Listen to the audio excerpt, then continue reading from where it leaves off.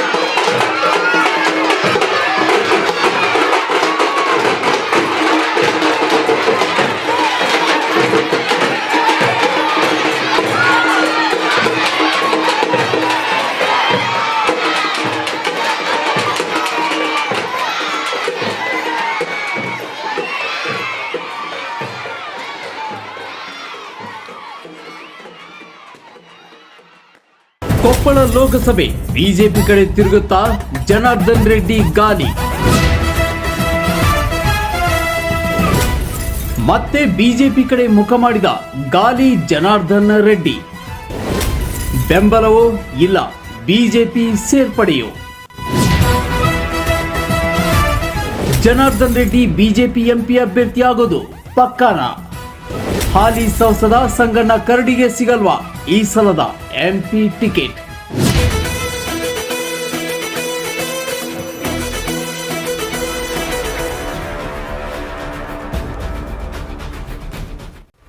ಹನುಮನ ನಾಡು ಕೊಪ್ಪಳದಲ್ಲಿ ಮತ್ತೊಮ್ಮೆ ಕಮಲ ಅರಳುತ್ತಾ.